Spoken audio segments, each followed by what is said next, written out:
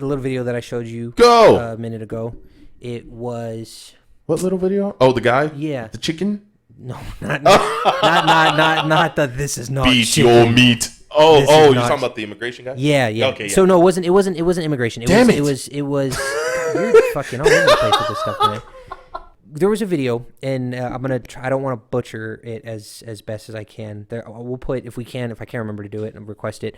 We'll try to put a link in the description to this little quick video. Yes. The video consisted of nope, that's the wrong one. That's the beat your meat guy. Yeah, no, I don't want that one. So, pretty much to sum it up, there was a guy that was talking to another person on the podcast, and he was talking about the old joke about the equivalent between tourism and immigration, saying that how do I sum this up? So it was the immigration guy. He's not an immigration guy. I know, but he made the comment about immigration. But he also made the comment about tourism. Why is immigration the first thing you go towards? Joe Rogan. That makes no sense. Yeah, continue. No, because now it's just going to ruin it. No, it's not. No, it's not. I already said it. Spoiler. So pretty much the topic hit it off to where, let's say there was a guy that went to heaven, right? He's in heaven. He's happy. He's having a good time. And he's kind of bored within the first couple of days that he's there. Mm-hmm. There's nothing to do. Everything's so peaceful. There's no fighting. There's no lust. There's no gluttony. There's no nothing. It's just bliss. Mm-hmm. So he's talking to God, and God tells God, he's like, hey, God, I love heaven. Heaven's great. But can I go check out hell real quick? And God's like, yeah, sure, go ahead. Go check it out. So he makes his way down to hell and opens the door, and it's just beautiful. It's a casino. There's women. There's fucking booze. There's drugs. There's partying. He's having the best time of his life. Mm-hmm. So he comes back out of hell, goes up to heaven, tells God, he's like, hey, so heaven is great. I love it here, but I want to go move over to hell. Is that okay with you? God says, yes, of course. Do whatever it is that makes you happy. One caveat. But one condition, you can't come back to heaven. And the guy's like, yeah, sure, no problem, no big deal. I'll go down there and, shakes God's hand, wishes him the best, goes down to hell. As he goes down to hell, the doors open up. It's fire, brimstone. The devil's got a big smile on his face. He grabs this man by the neck, throws him in a pit of tar, gets the pitchfork, stabs him in the pit. As the guy's face is melting and he's screaming, he's looking at the devil saying, hey, what happened? Where were all the women? Where's all the booze? Where's all the drugs? And the devil responded, don't confuse tourism with immigration. Deep. The reason why that stuck with me is because one thing that I've noticed with being here in town is that you get a lot of people that come here from other countries. Yes, tourists. Other tourists that come from other countries, other states, and they think that Vegas is this amazing fucking place. Yep. Because they're coming in as a fucking tourist. Yep. So when they're here as a tourist, they're living it up. They're doing all the crazy stuff. They're spending all the money. They're partying. They're doing hardcore drugs. Mm-hmm. Having unprotected sex. Doing everything above the sun. Sin City. Thinking that when they go back home, it's going to be boring. Right. So what happens is, equivalent of the mass exodus that's coming from California and other places, Vegas was an amazing place to live. Mm-hmm. Once upon a time, but over time, the people that were coming here being gluttons and being what's another thing? I'm trying greedy, gluttony, and all that stuff.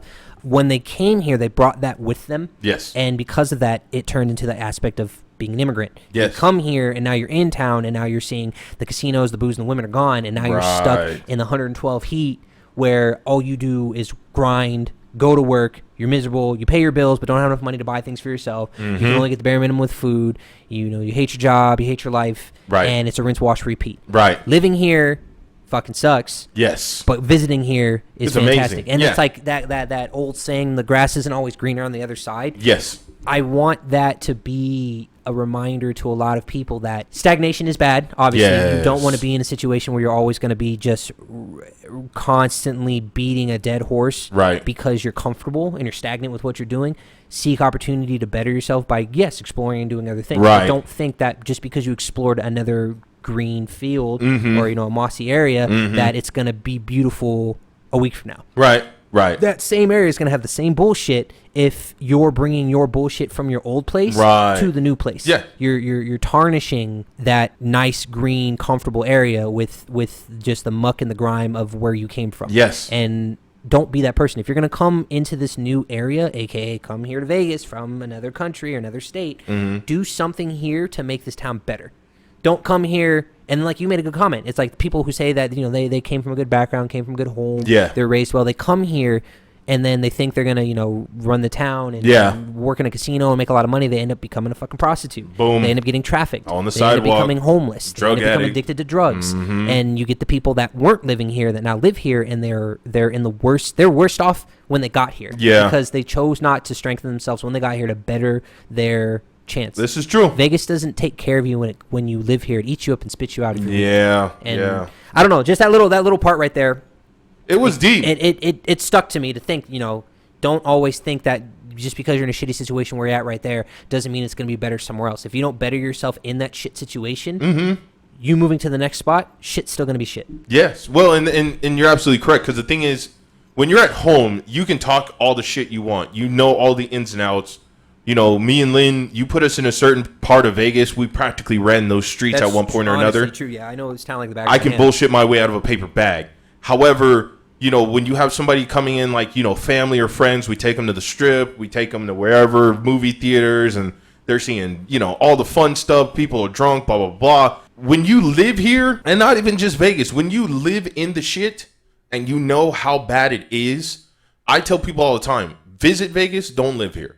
Because once you live here, then all the fun goes away. All the sparkle and shine, it fades. Because when I have to see the Strip every fucking day, when I have to drive the freeway every fucking day, I got to deal with people's busted ass attitudes. I got to deal with them partying while I service them or while I'm working for them. So they're treating me like shit. I feel like shit. And my paycheck looks like shit because the cost of living just went up and I can't afford to live where I'm at. And it's gotten to that point now where it's like I'm 33 right now, and I knew people back at that time when they were 33, when we were kids, that were able to thrive more because they had better opportunity. There was not as much, the interest wasn't as high, tax Shit was wasn't more as high, affordable, so yes. you were able to buy a nice fucking home. Our parents at that Yeah. age were able to afford being able to buy those kind of things.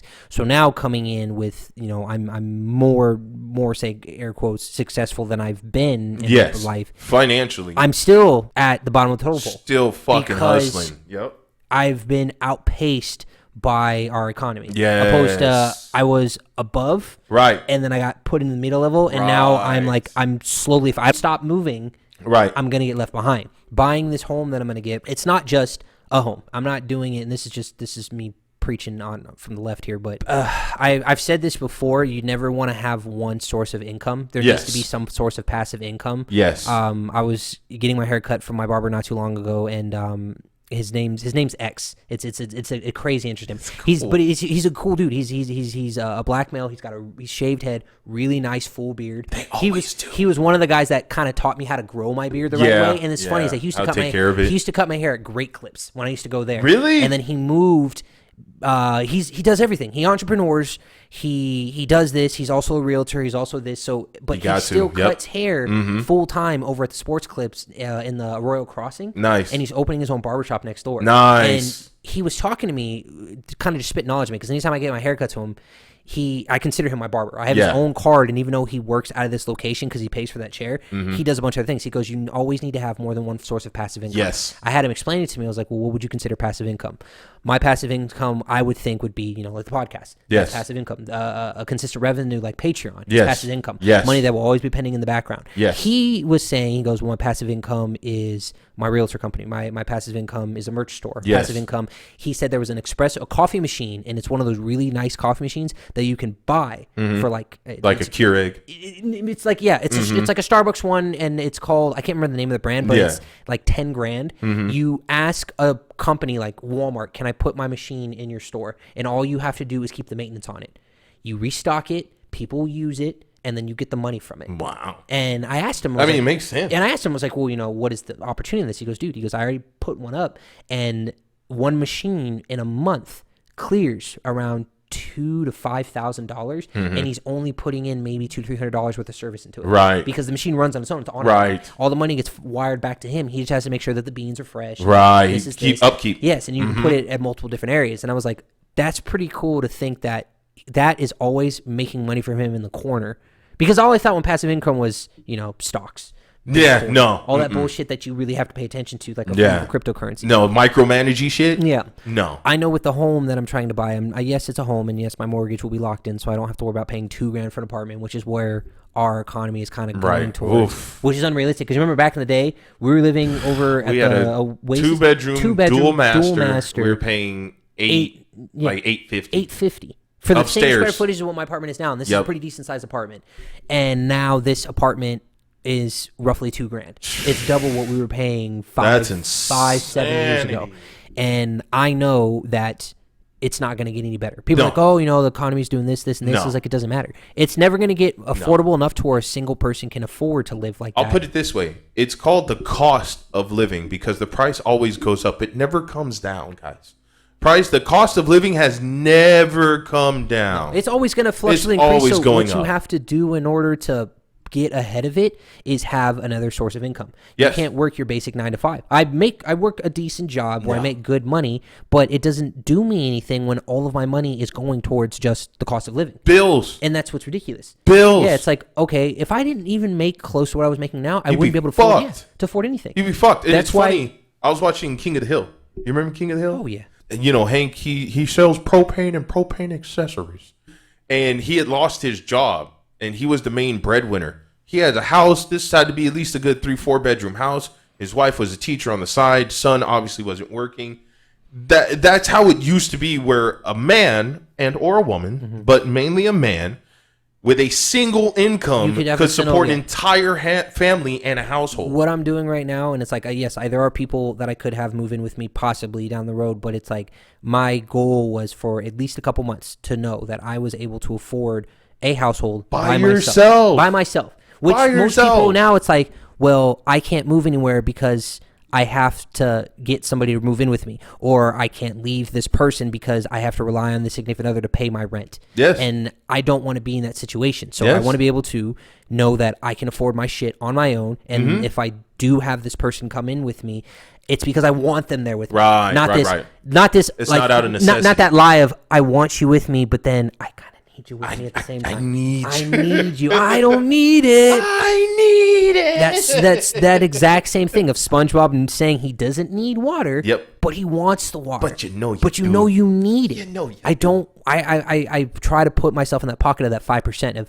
I can say doing that by myself on my own to show people that you don't need something all the time. If you want it, it's going to be a beautiful thing and it's going to hold. The equivalent of a relationship, it's going to hold over time because it's something you want. Not, I'm hanging on to this by a thread because I need it in order to fucking survive. Yeah. So with this spot, to wrap everything up, live in it for a year or two, let the equity build up, rent it out for what the value is and stuff, which is another talk we will go through the podcast. Something I didn't know is that you couldn't charge over the market price if you're renting it now. Yeah, before you could. If I was paying $1,500 a month, I got my rate down to $1,000 a month, and I wanted to charge $3,000. I could, but because a bunch of fucking people came from different states and decided to start buying houses and selling them above market value, the state stepped in and made that law saying you cannot. I had to take some bullshit course saying if I'm renting out my place, I cannot rent it above had to be trained what my rent value, what my more that's pretty much it is. It's a homeowner course on how to not be a scumbag and use your house for profit. I'm terrible. Like, people have been doing this for fucking years, and all of a sudden, now that I want to do it, I'm not allowed to do it. Yes. So you got to find a way to finesse the system. But anyways. Speaking of passive income and multiple streams of income, I'm working on a stream of income myself.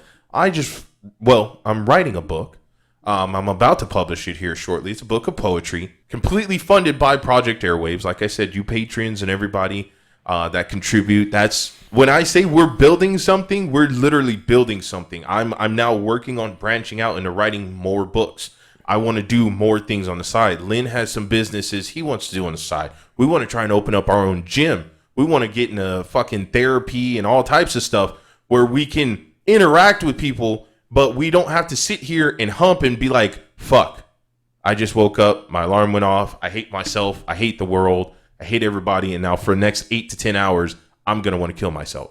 That's not what we want. We want to wake up, be fucking happy, be fucking, like, I want to be so energized to just do something. And we want to spread that out. Like I said, we want to make sure everybody gets involved. So it's not just going to be like, oh, yeah, me and Lynn are millionaires and, fuck you guys, blah, blah, blah. It's like, no, how can we give back? Because that's the other part of it. You want passive income, you want multiple streams of income, but you also want to pay it forward. You also want to give back to the people that helped you get to where you got to. So it's something to keep in mind, folks. Like I said, if you know anybody that is interested, might want to hear what we have to say, might just want to, show us some love, go ahead. Check us out. YouTube, Facebook, TikTok, to me. Instagram, Twit-twat, and all that other shit. Double blop. We love you. Thank you so much for your support. I'm D. This is Lynn. Keep your head in the clouds. Keep your feet on the ground, always moving forward. Beat your meat. We will catch you guys. Is not chicken. Yeet. We will catch you guys in the next episode. You did so good. Did we